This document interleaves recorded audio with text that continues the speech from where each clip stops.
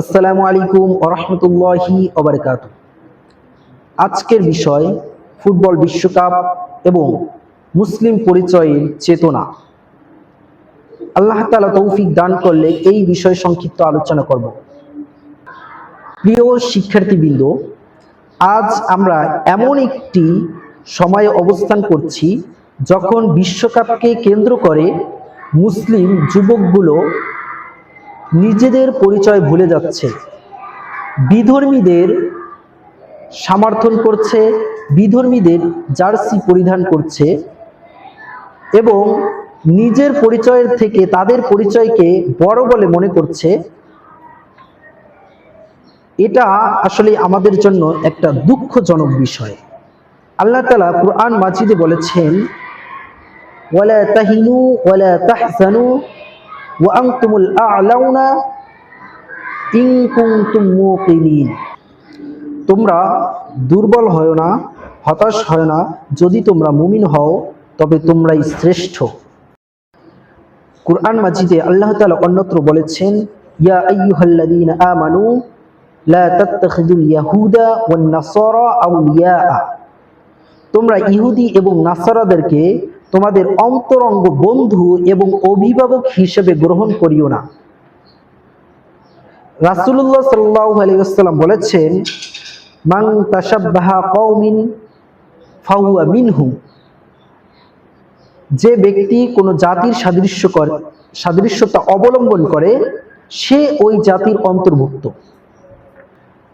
প্রিয় শিক্ষার্থীবৃন্দ, খেলাধুলা হারাম নয়, তবে ইসলাম সমর্থিত বিনোদন এবং শরীরচর্চা জায়েজ আছে।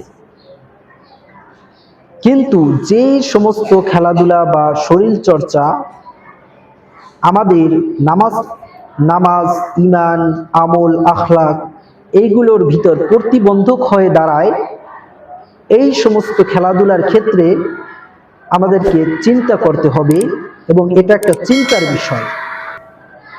আজ আমরা দেখি কেউ কেউ মুসলমান কোনো দেশের জার্সি নয়, বরং ইহুদি নাসারাদের জার্সি পরিধান করে ঘোরাঘুরি করছে এবং গর্ববোধ করছে, অথচ এই যাদের জার্সি তারা পরিধান করেছে তারা ইসলামের বিরুদ্ধে অবস্থান নিয়েছে এবং ইসলামের বিরুদ্ধে তারা কাজ করে।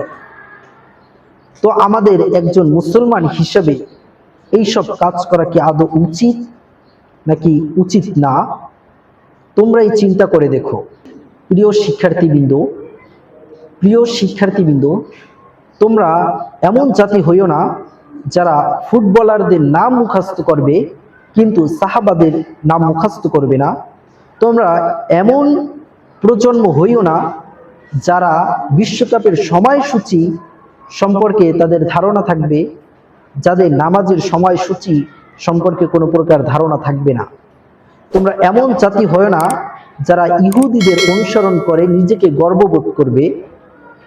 তোমরা এমন জাতি হয় না যারা সাহাবীদের অনুসরণ না করে কোনো একজন খ্রিস্টীয় ফুটবলার অথবা এমন যে কোনো একজন আইকন বলে আমরা জানি, খ্রিস্টান ধর্মের অথবা ইহুদি ধর্মের অথবা বিধর্মী যে কোনো ধর্মেরই হোক না কেন, তাদের অনুসরণ করবে।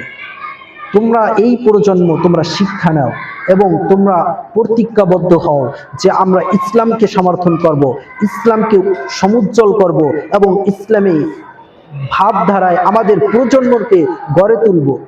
তাই আসো, আজ থেকে আমরা প্রতিজ্ঞাবদ্ধ হই, ইসলামকে সবার উপরে রাখব, খেলাধুলাকে বিনোদনের মধ্যেই সীমাবদ্ধ করব, অন্ধ অনুসরণকে দূরে ঠেলে দিব এবং ইসলামী জীবন আদর্শে নিজেকে উজ্জীবিত করে তুলব।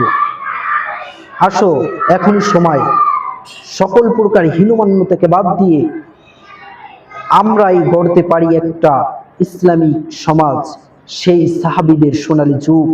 এই তরুণ প্রজন্মই পারে যুগের পরিবর্তন করতে, এই তরুণ প্রজন্মের চেতনাই পারে সমস্ত কিছু শিকল ভেঙে দিয়ে সত্যকে উপস্থাপন করতে। আসো, আমরা ঐক্যবদ্ধ হই এবং ইসলামকে নিজেদের জীবন ব্যবস্থা হিসেবে তৈরি করে নেই। আজকের বক্তব্য এই পর্যন্তই। আশা করি সকলের এই সংক্ষিপ্ত বক্তব্য থেকে অনেক কিছু বুঝে আসার কথা।